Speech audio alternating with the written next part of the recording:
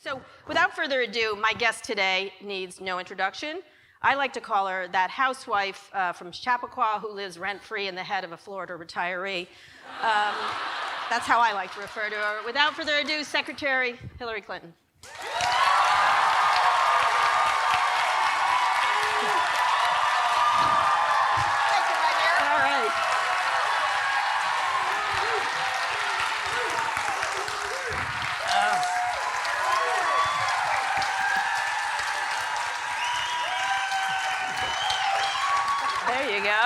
What do you think about that? I love Austin. Do you? Yeah. Love Austin. Yeah. Came here, I know I hate to say this, came here for the first time 50 years ago. Uh-huh.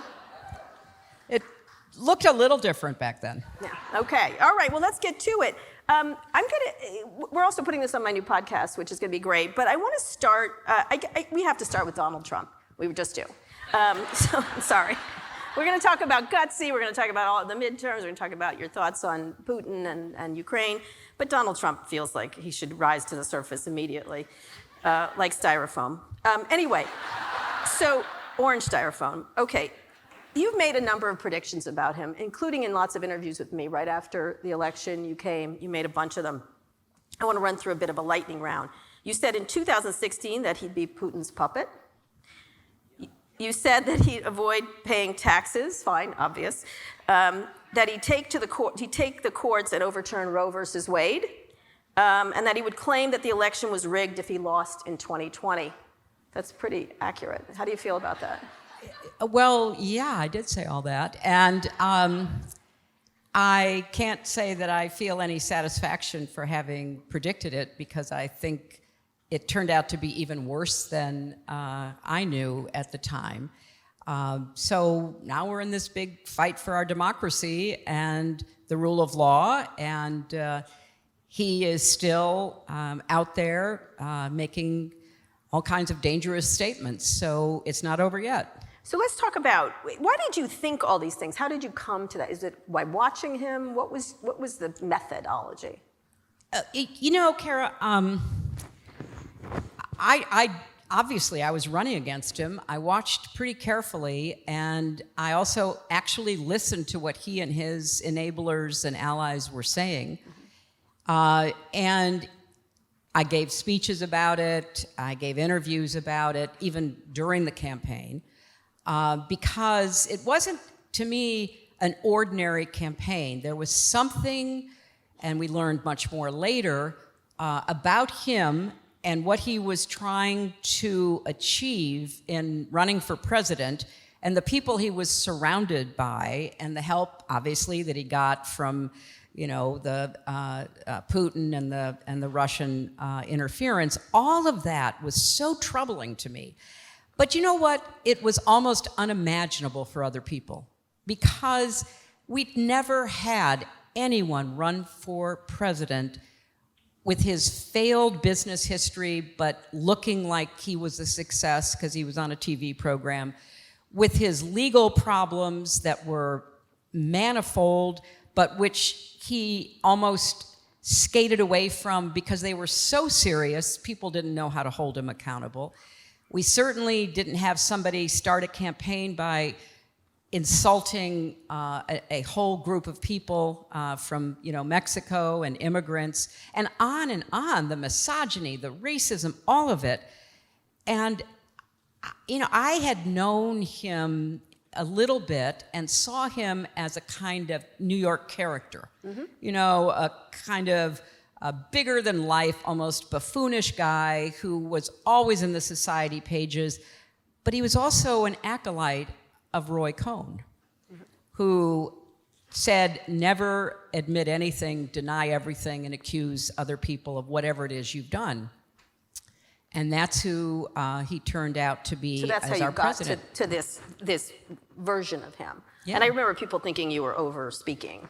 People thought I was exaggerating, that, I was talking about all of the threats he was making that I saw and took very seriously.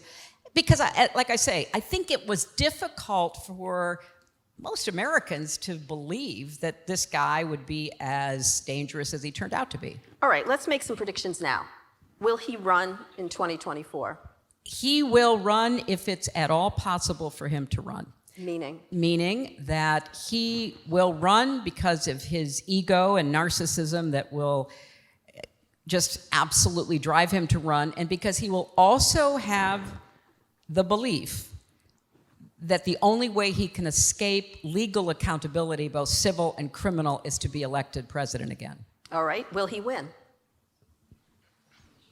I don't think so, but who would have thought he would get more votes the second time after people actually saw what he did?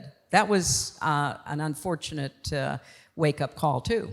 Why I don't think so?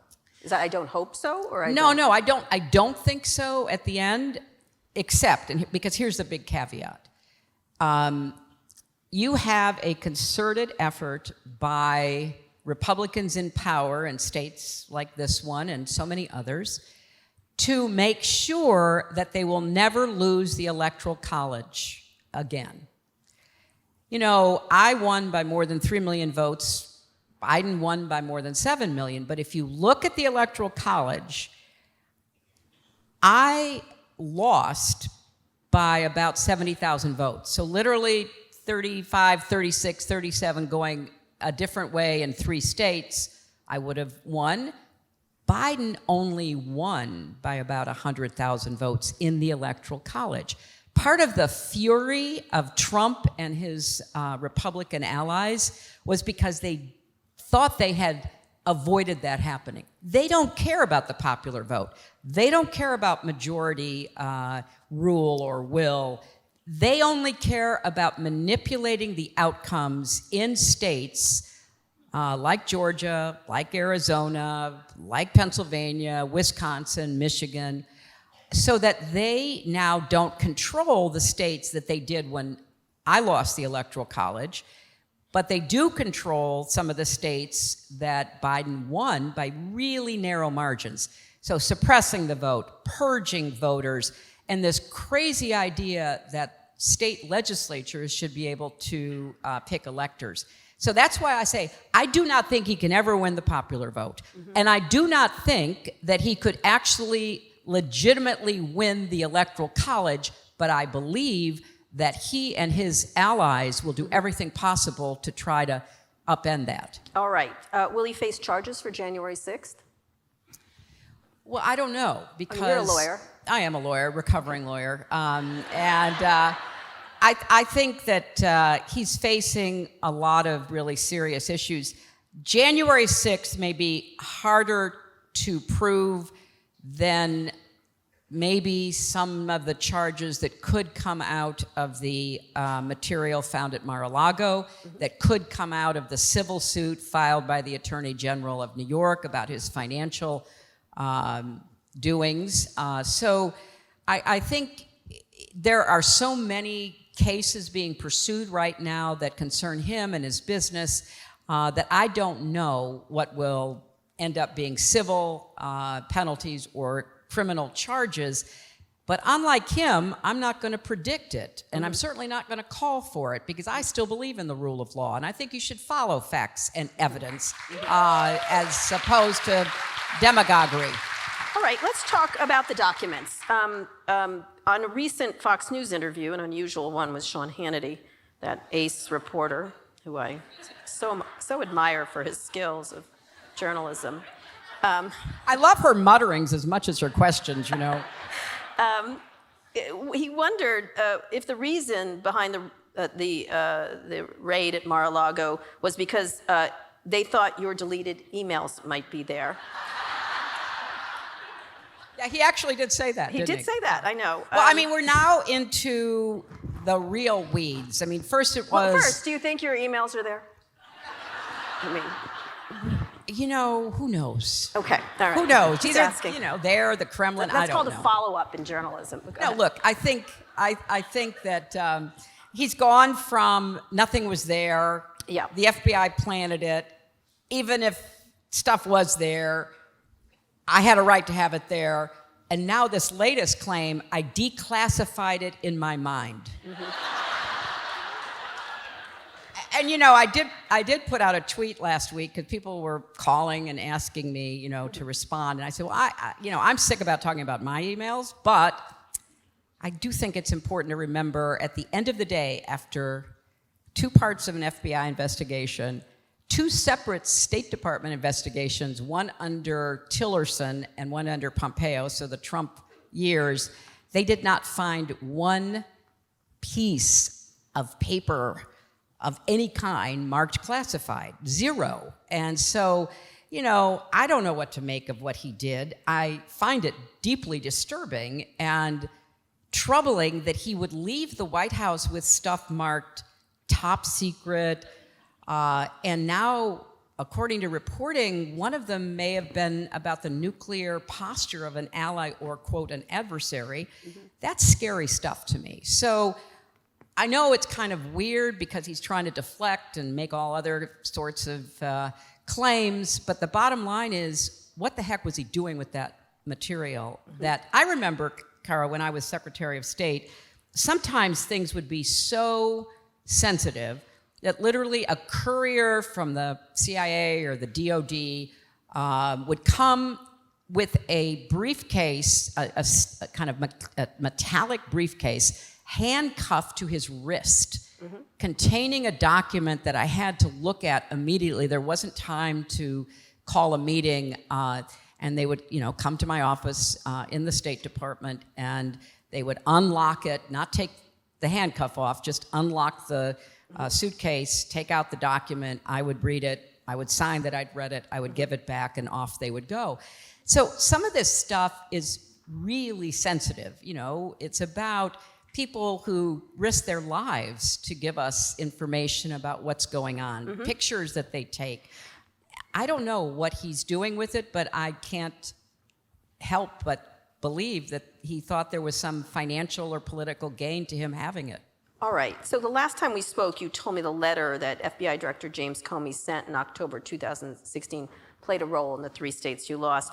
Do you think the FBI or AG Garland, Merrick Garland, has information that they need to act well before the 2024 presidential primaries to avoid looking as if they put their... You've been subject to this. Is this something you... Look, yeah, that is a sore subject, as you might guess. But I think what the circuit courts ordered in response to the district court judge who either doesn't know the law or doesn't care to know the law and is doing everything she can to help Trump, what the 11th Circuit basically said was, wait a minute, of course the FBI can look at this material that is marked classified that they took from, you know, his estate, his country club, and they're conducting a counterintelligence examination of those materials as well as a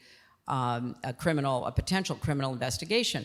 So I think that will continue. The rule or the unwritten rule was you don't say something that could upend an election. And it was ironic to me that they came out with that bogus thing about finding more emails and then 10 days later say, sorry, we were wrong. They never said, oh, you know, we are concerned about Trump's Russian connections and we're looking into that. You never heard that. Because the Republicans, led by Mitch... So in this case, which you think you've suffered from, should they be very careful to do that? They should be very careful unless it's some kind of an emergency. And it wasn't an emergency for me, but they did it anyway for their own reasons. In this case, I don't know what's in those documents, but if they can get beyond the 2022 midterm, then they're free to pursue whatever leads they might have. So using political calculations, you do not recommend, yet they might have to do it in the middle of a political...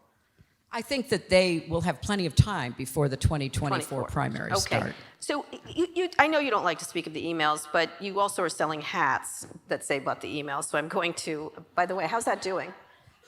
Selling my hats? The hats. Oh, yeah. But what about our emails? Yeah. Actually, we raised a lot of money for Democratic candidates and Democratic groups working to elect Democratic candidates. So it did quite well.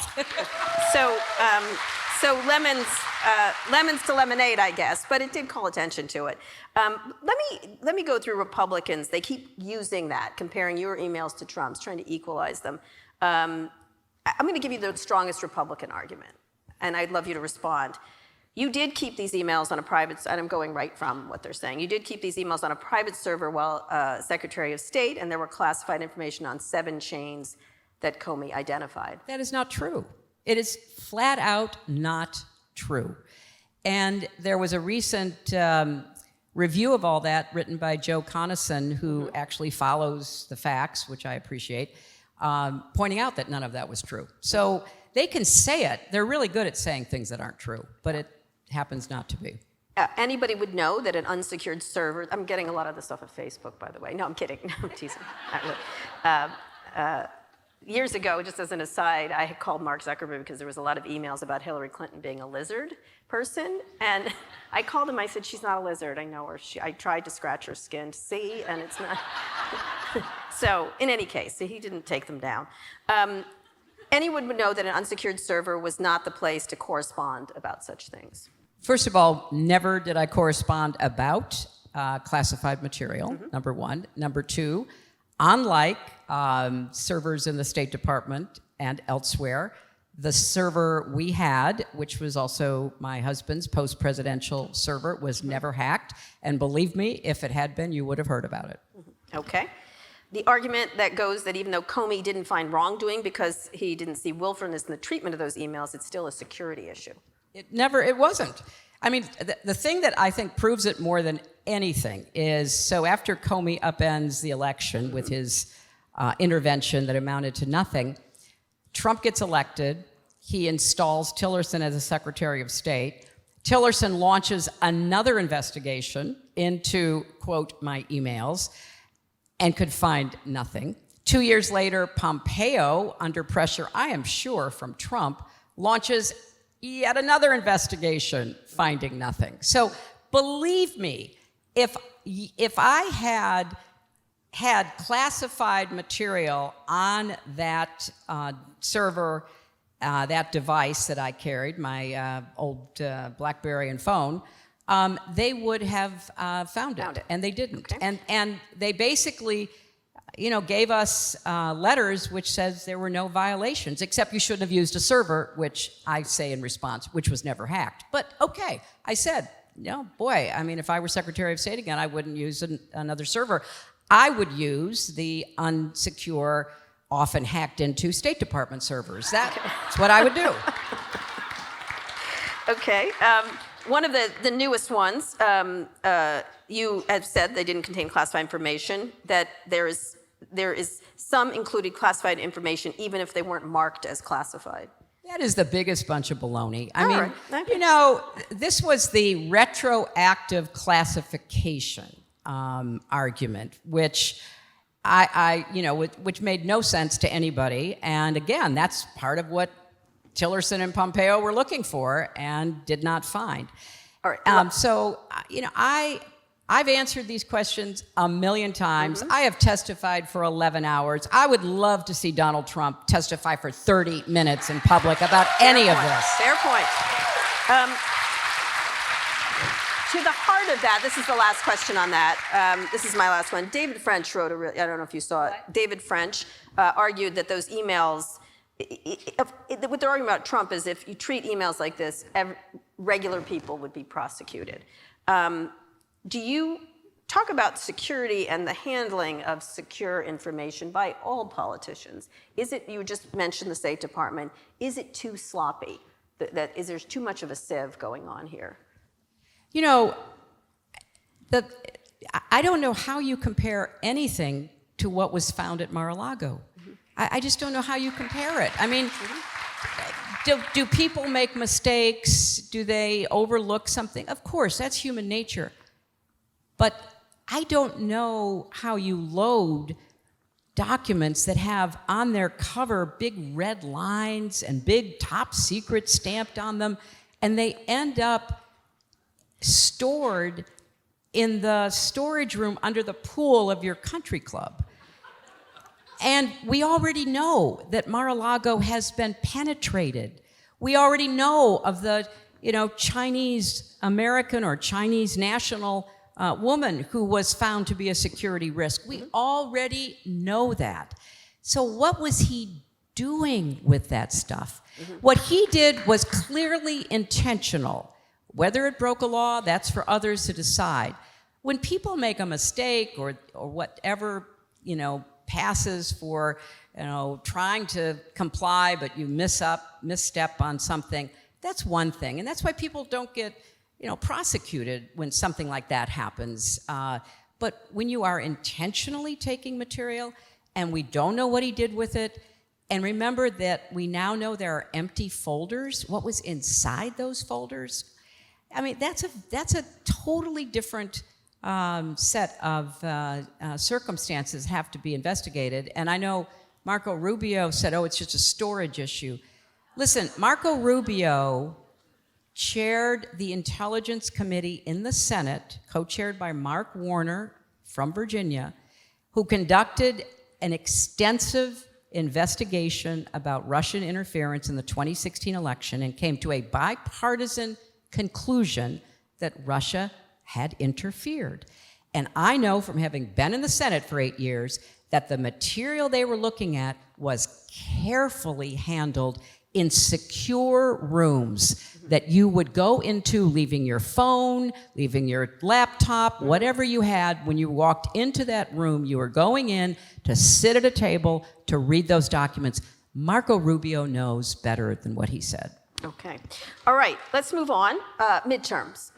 Actually, so the idea of being above the law, if politicians do this, should there be more stringent rules and prosecutions around this, even if careless? The rules should be the same for everybody. Nobody should be above it, and nobody should be, the target of it unfairly or wrongly. So I just want everybody held to the same standard. And that's what the rule of law to me means. You are equal before the law, and that's how we should conduct ourselves. Okay, and you think that's going to be the case here with Donald Trump? Well, I hope so, because I don't think anybody's above the law. Okay. Let's talk about the midterms. Before the presidential elections, we have these midterms. Do you think the GOP is more motivated by the narrative around the Basque conspiracy, the Basque, I guess, left-wing conspiracy? What would you call it? I don't know. It's just a reference. And the Dems are more motivated with abortion and other things. What do you? Well, I think it depends upon where you are. But we've got 3 examples. We had a New York special election, we had the Kansas referendum, and we have the Alaska special election. And the evidence is, number one, that the pro-choice candidates and the pro-choice position in Kansas won. Secondly, we know that registration is going up dramatically among Democrats and women and young people. And that suggests to me that there is motivation on that side. I assume that Republicans are also being motivated by whatever they're being told on social media or from people they listen to. So that's why this midterm is so critically important, because it all comes down, and this sounds simplistic, but it's totally true, it all comes down to who turns out. I personally believe that we have a chance not only to hold the Senate, but add 1 or 2 senators, but it depends upon who turns out. And I also believe that we could hold the House if Americans knew several things. Number one, the Republicans in the House are now on record of wanting to put Social Security and Medicare up for a periodic vote. Can you imagine letting these people vote as to whether you get Social Security or you're eligible for Medicare? Number two, that if they get the majority, they will pass a national ban on abortion. And number three, that there is a lot to be worried about when it comes to protecting our democracy. And part of the way you help protect our democracy is to, keep the Senate and the House under Democratic leadership and try to give us a few more votes in the Senate so we can try to prevent what some in the states are planning to do, which is to essentially declare victory no matter what the vote is. So what do you think the motivators are? Some people think it's inflation, some people think it's abortion. If you, from your sort of political sense, what do you think has more motivation of the many topics? There would be inflation, then the economy, there'd be abortion, there'd be Trump, who's inserting himself in the process now, which to the chagrin, I think, of many Republicans. What do you think is the most important one? Well, I think, again, it depends upon where you are. Clearly, the governor of this state and the governor of Florida are doing everything they can to turn the attention to immigration. Mm-hmm. And that is a motivator for a lot of people in the Republican Party or people, who might consider themselves independent. And that's what they're trying to do. Forget abortion, forget all the other things that we're doing. Don't look over here where we're trying to, prevent people from voting and doing all the other stuff. Look at immigration. That's our big Is it effective? Issue. What? Is it effective? It is effective among certain people, but here's the really the really sad part about this is when I was in the Senate in 2007, we actually passed on a bipartisan basis an immigration reform bill, which George W. Bush said he would sign. It went to the House, where John Boehner was then the Speaker, and he would not bring it up for a vote because they'd rather have an issue than a solution. And that's true in this state with your governor. It's true in Florida. They don't want to get together and try to resolve this issue. They don't want to try to figure out how we have secure borders and humane treatment and accelerate the processing of people by putting more resources into that. They just want the issue. And so I would imagine mid-October you'll hear about another caravan. When in doubt, here comes a caravan. But criticize the Democrats for what they're doing in this area. There's never been more immigrants at the border issues. What do Democrats need to do to solve, if you're talking about solutions of problems? Well, I would go back to the idea that we need to do, number one, much more literally on the border to process people. We don't have enough immigration courts. We don't have enough people handling the paperwork around people seeking asylum. That should be increased dramatically so that we can process more people in a legal and humane way.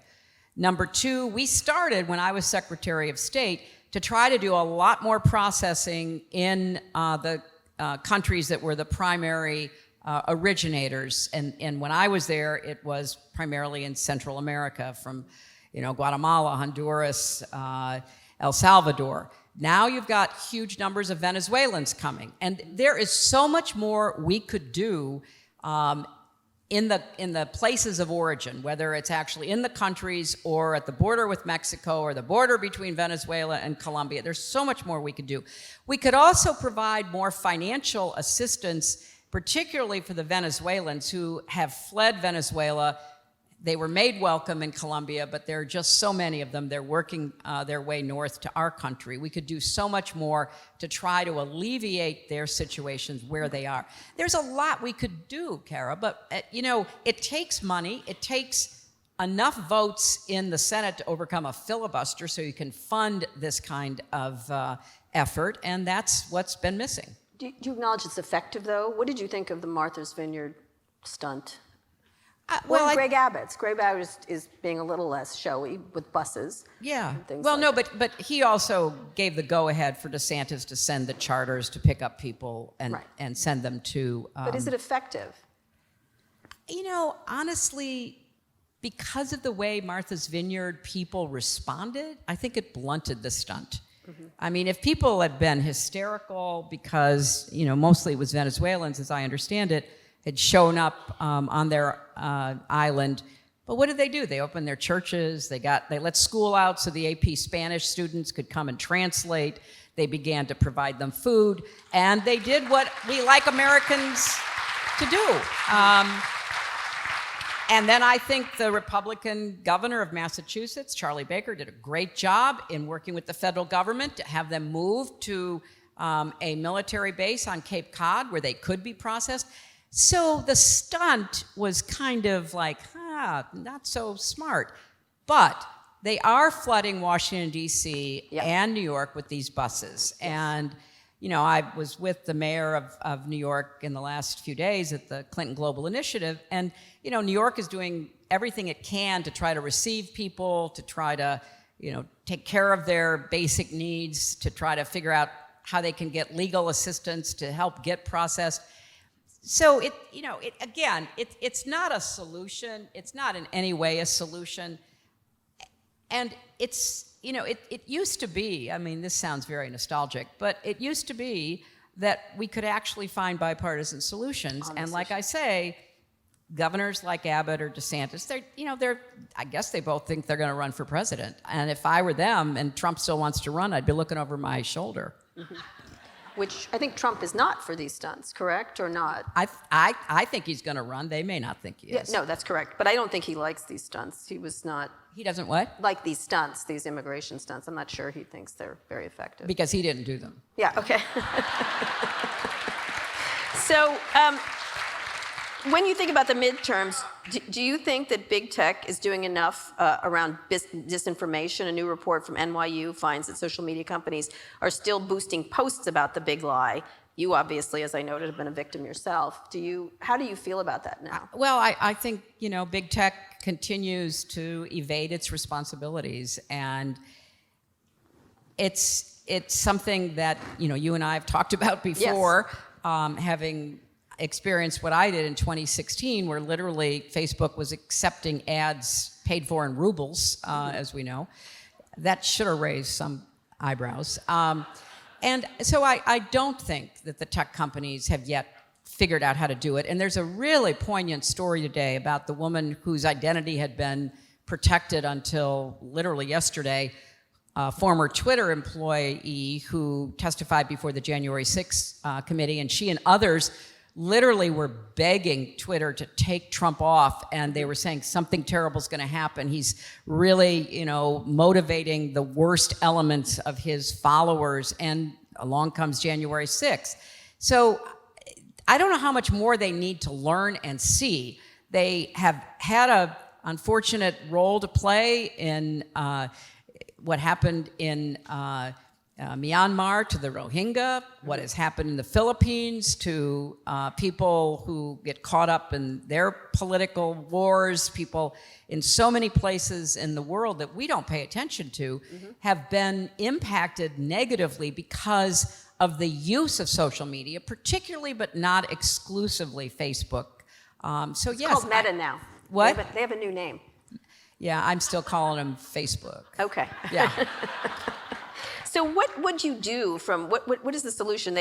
Obviously, the Republicans talk about censorship. They can't, Amy Klobuchar, I just interviewed her about one of her bills now has died. The other one is the antitrust bill. She's trying her damnedest to get these things passed, and it's not happening. I think $90 million has been spent saying Amy Klobuchar is trying to break the internet. How do you fix that if that's the case? Because there is no legislation. And then they yell free speech or censorship on the right. Yeah, well, you know, Amy has done a terrific job in shepherding through two bills. As you say, one hasn't gone anywhere. The other, an antitrust bill, is the subject of an enormous PR campaign against her and against the bill. That's why we need a few more Democrats in the Senate, frankly, because I think the politics. You know, I'm not saying we're going to get to 60, but if we even have 2 or 3 more, I think the politics could work. That we could actually get something done, because you can make an argument from both sides of the political divide as to why we have to enforce antitrust against the tech oligopolies, and in some case, frankly, monopolies. Why we have to do more to protect privacy. You know, the EU passed 2 very important pieces of legislation this past year, and I kept telling my former colleagues in the Congress, as well as people in the administration, piggyback on those. I mean, because our tech companies, unless something dramatic happens, are going to have to comply with the new EU regulations. And the answer I got was, well, you know, but they're not exactly what we want. I said, don't let the, you know, perfect be the enemy of the good. take what the EU has done, let's build on it, but at least get that passed. So are you going to have a role in the midterms? Do you get asked? Or oh my God, I'm already. I run a group called Onward Together, and we raise money, like the hat that you referred to. We sell in our little merchandise store. And we put the money into groups that are recruiting, training, supporting candidates, and do you show up physically? campaigns. Because you are a lightning rod still to this day. Oh, come on. Yeah. Really?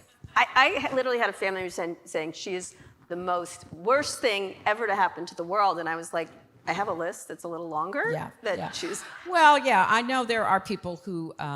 Do you think about that? I may not be on their Christmas card list. I understand that, but that's not who I'm trying to attract. I'm trying to motivate Democrats to turn out and vote for Democrats, and I'm trying to motivate. All right.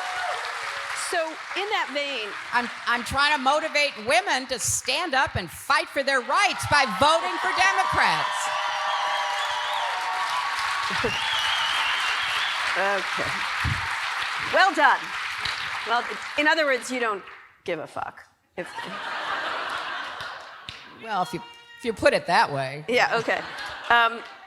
Several Republican candidates are refuse to promise they will accept election results. Democrats also ran ads to undermine moderate Republicans in primaries, a way to boost their chance of winning by having these Trump-backed candidates who are election deniers. Was that a good idea or playing with fire? I guess we'll find out. I mean, I think in some districts it was a good idea because the people that won their primaries are way too extreme for what the district seems to represent. Could lightning strike and one of these people that Democrats hoped for actually win? Well, I would never say it couldn't happen, but I think the general strategy made sense. Makes sense. Okay. Speaking of that idea of a new strategy, this summer Biden had a streak of wins: the Inflation Reduction Act, student debt relief, renewed focus on DACA and gun control. Are you impressed by Dark Brandon? I have been supporting him ever since he won the nomination, and I will tell you that I know a little bit about how hard it is to get anything done, and his legislative record is pretty impressive when you go through what he got accomplished. And I'm particularly focused on the infrastructure bill. I did love the fact that apparently the White House has finally hired somebody who knows how to mix it up on social media. Yeah. And I was thrilled that whoever this new person is went after Ted Cruz for taking credit for a project in the infrastructure bill that he did not vote for, and we need more of that. So go ahead. And so I also want to say the CHIPS bill is huge. It'll be good for Austin because you guys are a tech center, and there may be some benefits for that. And the Inflation Reduction Act, what it's going to do on climate, on healthcare. This is, as he would say, a BFD. Right? Okay. So do you this aggressive stance on extremism, you think this will pay off? Now, you said deplorables many years ago. He essentially said fascist. I don't know what a semi-fascist is. But he's a man and I'm a woman. Okay, all right. He did tout relationships during the campaign. Do you think the aggressive stance works better, as you said, or trying to find comedy between the two parties? Well, I think right now, since the legislative work is done, I know that Biden and his team, because I spent a lot of time talking to them and trying to be helpful, they really were just determined to get these major pieces of legislation passed. And that meant you couldn't be too aggressive. You couldn't give fodder to the Republicans and the right to have an excuse. The Inflation Reduction Act, Joe Manchin came around, and that's how we got it passed. And now Manchin, as part of the deal that he made with the Biden administration, wants to, streamline permitting for pipelines. And the Republicans who never met a pipeline they didn't love are not going to vote for it because they're mad at him. So that strategy was a good strategy. Now, I think you're seeing not only Biden, but others who are kind of unshackled. And remember, here's what we're trying to do. In midterms, and we have two very sad examples. After my husband's first 2 years and, raised taxes on the rich, balanced the budget, took on the NRA, got the Brady bill, banned assault weapons, on and on, he got, the Democrats got killed in the midterm.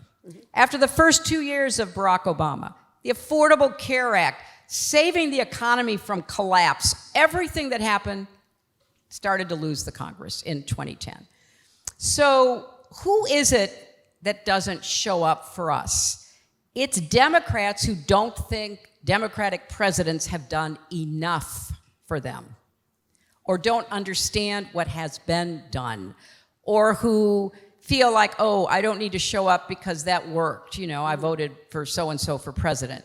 So I think the more aggressive, fiery tone that you're seeing from Biden is exactly aimed at trying to motivate Democrats to come out and vote and save what's been done and try to get even more accomplished. We've got a few more. I've got a few more questions about international, but you were Secretary of State. You've seen failed democracies. Are you worried America's becoming one? That's a big topic among all. Look, I think that if Trump and his enablers had their way, that's what would happen to us. Admiring Viktor Orban in Hungary, cozying up to Putin and being embarrassed when he invaded Ukraine that you couldn't keep cozying up to him, that is a repudiation of our values and of the kind of democratic principles that I think we used to believe everybody essentially took for granted, right? So yeah, I do worry about the undermining of the rule of law. I worry about the tinkering and the efforts to make sure the Electoral College, no matter what the popular vote is, never goes against the Republican candidate.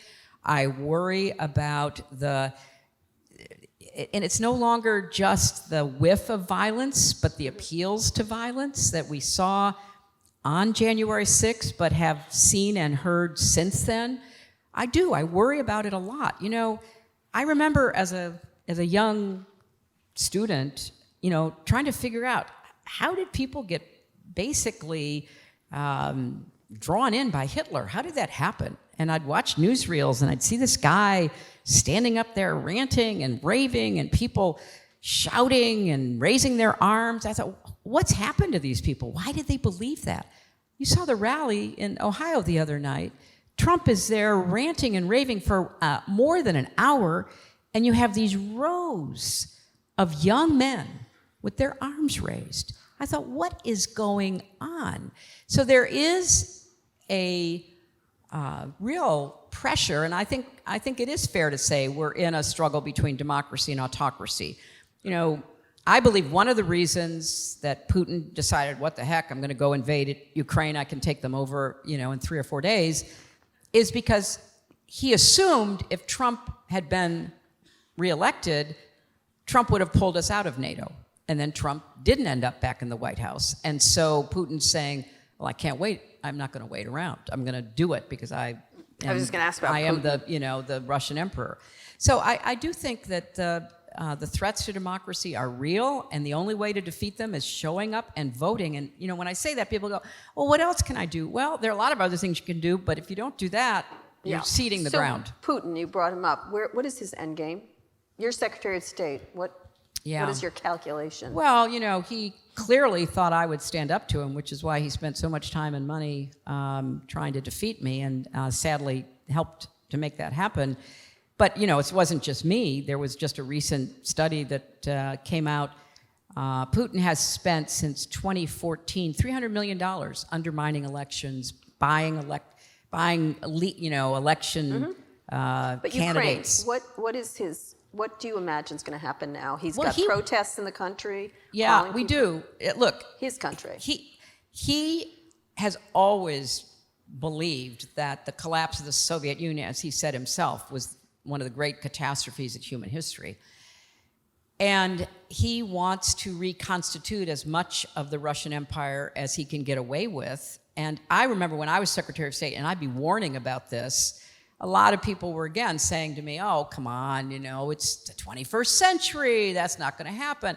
I say, look at what he's doing. He's undermining democracies. He's buying media that he's going to then feed propaganda to people, including RT in our own country. And I said, what do you think he's doing all this for? He wants to undermine democracy, both from within and without. And so Ukraine has been a particular sore point for him. He went in 2014, seized Crimea, went into the Donbass. He consolidated his hold on that. Nobody stood up to him. Everybody was like, oh my God, well, that'll satisfy him. It sounded a lot like appeasement to me, but nevertheless, that's what happened.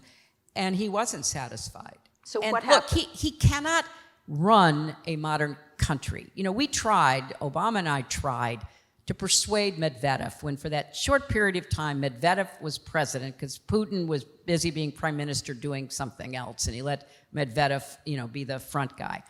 And we tried to convince him, look, you have all these Russian emigres leaving Russia to go work in the tech industry. You guys could have like the, Silicon Valley of Moscow. You could really make a modern economy. You're right now a commodity economy. That's really it. And what happened, Medvedev got kind of excited, and he loved hanging out with Obama. It made him feel cool, and he thought, wow, that might be a great idea. And then all of a sudden Putin says, are you nuts? You have to have too much freedom for that. Yeah. You can't let people invent, innovate, think for themselves. Are you crazy? We're going to keep drilling, and that's all they have. So what does he do now? What happens? The Well, threats I'm of afraid nuclear- he, for the foreseeable future, doubles down with additional bombardment of civilian sites. He clearly has this idea that he can somehow persuade his people and whoever else he can convince in the outer world that now that he's had these sham referenda in the areas that they have taken over, and of course the vote is 90%, we want to be part of Mother Russia, that then when the Ukrainians launch an offensive against those areas, he's going to claim it's an attack on Russia.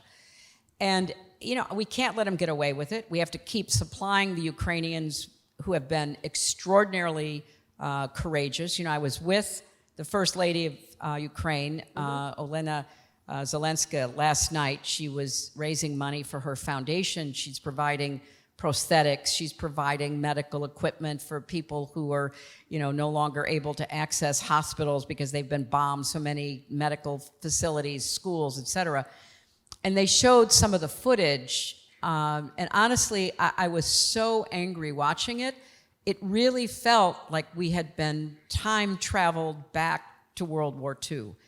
Just seeing what the Russians were doing. And one of the people speaking there grew up in Mariupol, and his mother died in the Russian invasion, and he couldn't get to her and he couldn't be with her. And so, Zelensky is absolutely right. This is an attack on freedom, on democracy, on truth. This is an attack that has ripple effects for all of us. And one of the things that Biden has done remarkably, along with his team, is to unify Europe, the US, and Canada, and other countries like Japan in a sanctions regime and providing military support. And we're going to have to keep it up, because I think the Ukrainians, what they've proved in the last few weeks about taking territory back is really important. Could you comment very briefly, we've got to get to some questions from the audience, on, we're seeing the biggest anti-government protests in Iran in years. There was the Green Movement when you were Secretary of State. The current protests have met with a crackdown. All of this is happening as the US and Iran are trying to negotiate a nuclear deal. The protests were sparked by the death of a 22-year-old woman held in police custody for moral issues. Yes. Is there real possibility for regime change in Iran right now? Well, I think it would be very difficult, but it's possible. And, you mentioned the Green Revolution when I was Secretary of State, and, I, going back to Facebook, something good that they did, Facebook was supposed to go down for some kind of maintenance in some of their territories, and one of them was Iran, and we kept them, we convinced them to stay online so that people could communicate. Eventually it was suppressed, and right now there's a heavy suppression effort. But the reason she was arrested is because too much of her hair was showing. And the women who are ripping off their hijabs, who are burning them, who are cutting off their hair, it appears that this is a much deeper reaction than even we saw in the Green Revolution. Now, the Iranians are fanatics, and they are brutal, and they will do everything they can to suppress this. So it depends, I guess I would say, on how many people stand their ground and are out in the streets and are protesting, and how many people in some positions of influence they're able to persuade to be supportive. I tweeted about it yesterday. I'm just, furious about this repression, because think about it, it is largely aimed at controlling women and women's lives. All right. In that vein, I'd be remiss, since we're not talking about Liz Cheney, who's coming tomorrow. Obviously, I wouldn't imagine you see eye to eye on policy on almost anything, correct? Probably. Well, we don't agree on policies, but we sure agree on democracy. That's true. So, but she herself has no party now. Many people feel like, she's become the face of the Trump resistance, or for lack of a better term. She's a staunch conservative who by one count voted with Trump 9 out of 10 times when he was in office. What advice do you have for Liz Cheney? Oh, I would not venture to give her advice. Look, she's a troublesome, what did Trump call you? A troublesome woman? An annoying woman? Oh, he's called me so many things. I can't keep track of them all. Yeah. Thankfully, I don't pay much attention to him. I think she has performed a great service to history, to truth, to our democracy, to the rule of law, and I hope before her term expires that she and the committee keep providing us with this devastating evidence about what happened when and who knew what and everything connected to it. I have no idea what her political or public future might be, but if she were to retire, at the end of her term, she would have already done a great service to our country. What would you do if you were her? Oh, I would keep speaking out and standing up and being a truth teller, because, that's her reputation, and the people who admire her will keep admiring her for it, and the people who are scared of her and fearful because she is telling the truth will keep trying to undermine her. And, look, I've been in that position. I understand that it's not easy to do, but it's very important that people, not fold up and just walk away or give up in the face of this concerted attack on our democracy, and I have no reason to believe she will. Okay, all right. So speaking of that, sort of changing your life, this is the last questions, and we'll get to some questions from the audience. You've just restarted the Clinton Global Initiative, which after 6 years, it's shorter, more pointed, probably less controversial. You're talking about welfare of women, fighting drug addiction, building infrastructure, vaccine development, public health. You were also doing a show called Gutsy on Apple TV+. Yeah. And it's about women, and it's an interesting side of you, I have to say, with your daughter. I think the show is about you and your daughter, really, in many ways. Chelsea, you also did a podcast. How do you look at your role now? I mean, are you a media person now? Well, I've got more involvement in the media than I ever had before. I started a production company with Chelsea and Sam Branson. We not only were co-producers of Gutsy, which I hope you all will watch on Apple TV+, because not for me and Chelsea so much as these amazing women that we showcase. Some are extremely well-known, but also but a most series are not. of bad jokes that you There tell. are some bad jokes that I tell, but, I thought they were funny. My grandchildren think they're funny. Yeah. That's what matters. European. Yeah, that's go good. watch that show. Yeah, it's in the comedy episode because, they always used to say women aren't funny. So Chelsea and I decided to show the world that they were. And we have some great women comics, Amy Schumer, Wanda Sykes, and so many others. Mm-hmm. So I am now in this production company. And not only did we do Gutsy, but we also co-produced a film called In Her Hands about an Afghan woman who was the mayor of her small town before the government fell, everything she tried to do, all of the obstacles she faced, and then it follows her through her evacuation out of Afghanistan, which we were involved in. So Netflix has bought that. So we're telling stories. We want to tell stories, not exclusively about women, but to try to hold up more women, and obviously women in our country, but women around the world. The podcast, I try to talk to people I find interesting and see what they have to say. So I feel like storytelling and pointing out, some of the inspiration that keeps me going might be useful to other people. But I also am deeply still involved in politics. I mean, I support candidates. I do a lot of fundraisers, in person, virtual, all of that. Because honestly, I think this midterm is a make or break election. And if we don't take back, if we don't keep the Congress, and that includes the House, frankly, I'm just so worried about what the next steps will be, and then we'll have a very contentious presidential election. Would you run again? No. No, not for president. Not for president, and really not for anything that I can think of.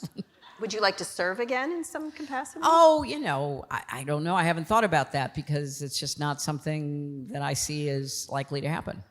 Let me ask you a final question. Let me ask you a final question when you think about that. You were the closest woman to becoming president. I was the only woman. Only woman. Close to becoming president. Well, that's it. Okay. Who do you think has the best chance of doing that? It's really hard to tell. I was thrilled that in 2020 we had more women running because part of what has to happen is for it to be more normalized. So it's not just the talking dog syndrome, one woman and all the attention is on her. I mean, male politicians come in all shapes and sizes and hairdos, and women deserve to be in their full diversity as well. So I don't know. It's a brutal process. It is extremely demanding. I have no idea who can withstand it. No other woman has ever won a primary or won a caucus. So it's not just getting the nomination. They have to win a primary. They have to win a caucus. They have to put together $1 billion plus campaign. And that's hard. And so I'm hoping that, I will be there to see it. I don't want any woman, though. I'm happy to have women run. I think it's great, but I'm not going to support someone whose, values and positions I don't agree with. So you don't want Marjorie Taylor Greene to be president? I don't know how she's in Congress, for heaven's sake. Okay, last question, and then I don't know if they're going to bring me questions from the audience. Last question.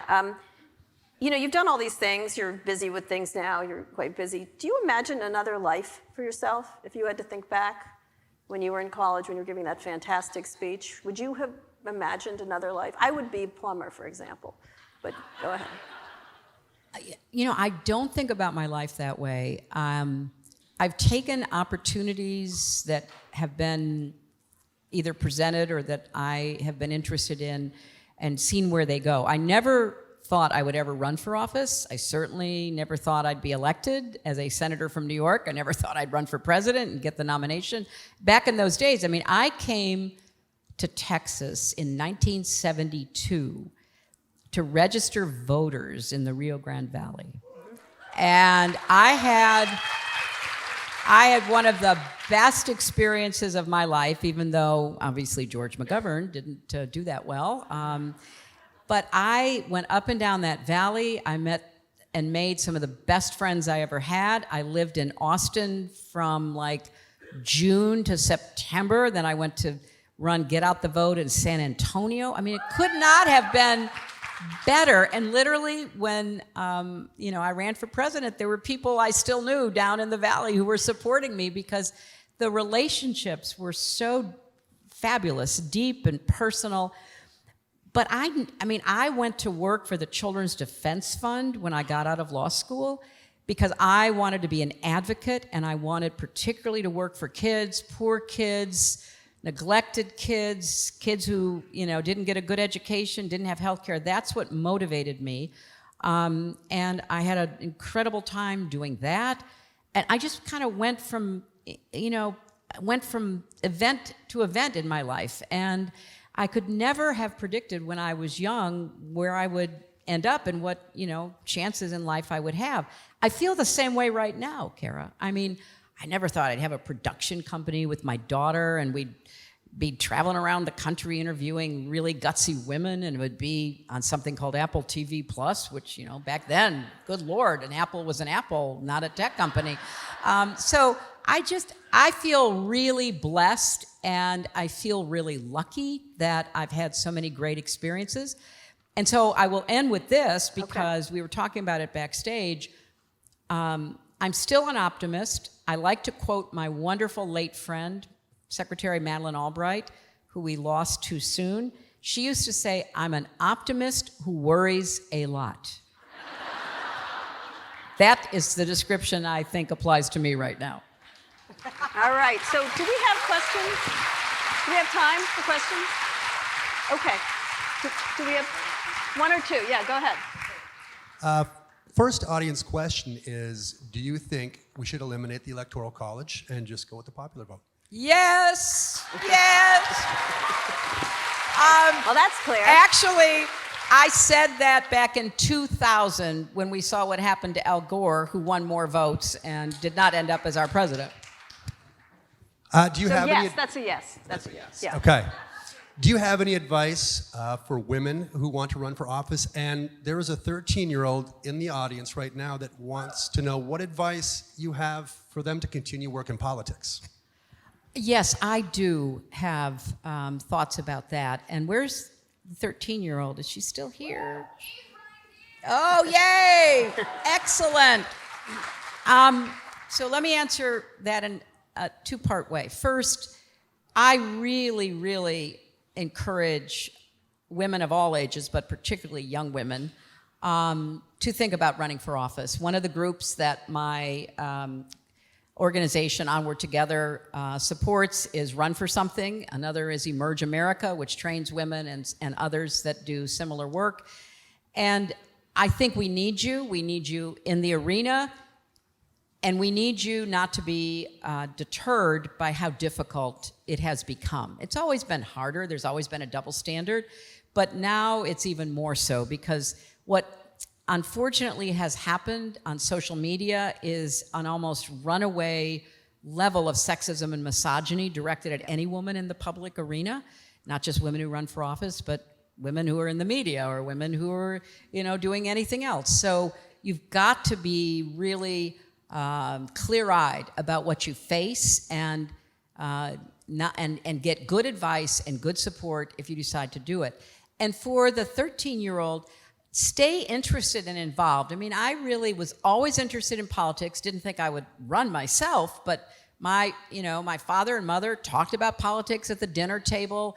I used to say that, the gender gap in voting started in my house because my father would go vote for Republicans and my mother would go vote for Democrats, and they'd cancel each other out, but they would have vigorous discussions about it. And look for ways that you can get involved both in school or even working for candidates who you believe in and support. Don't give up on electoral politics and don't give up on democracy. All right, one more question. Okay. Last one. How do you feel that journalism can better serve the truth and support democracy? Oh. I'm sorry, you have to How ask do you feel that journalism can better support the truth and support democracy, right? Well, I think that we have advocacy journalism with obviously Fox News and other sites that are totally indifferent to the truth and the facts. They are promoting a partisan political viewpoint. And then we have kind of both sides journalism, which can't quite bring itself to say, you know what, that was a lie. You know what, that guy really has once again said something that is not true. Or let's investigate a little further to find out what's really going on here. I think that's getting a tiny bit better, but it needs to really, I think, figure out a way to shed what has become a false equivalency that used to basically run a lot of our so-called mainstream journalism, that, you know, if you attacked a Republican, you'd have to attack a Democrat or vice versa. And let's follow the facts and the evidence. And the other thing I would say is, particularly this is in the electronic media and to some extent social media, it's hard for people to find the facts because we are bombarded with opinions about facts we may not even know. And so let's get back to telling people what actually happened, what the sequence of events and facts were, before we put on a bunch of people who are opining about things that have not been adequately described.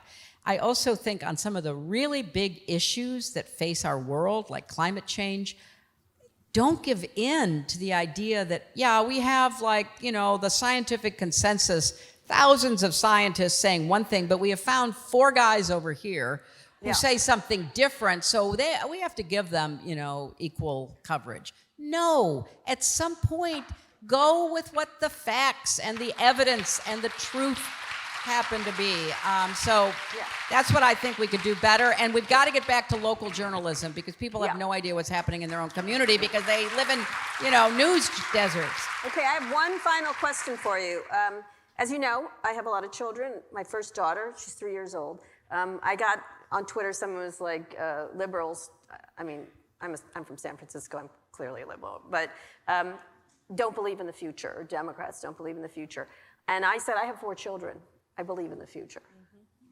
Do you believe in the future? Absolutely, but I believe it's what we are going to make it. The future is going to happen whether we do anything or not. So let's take responsibility to try to shape it for your kids and my grandkids. And, I am done with the doomsayers and the hand-wringers. Forget all of that. Get up and do something for our democracy, to fight climate change, to provide health care, whatever it is, get up and do it. Hillary Clinton.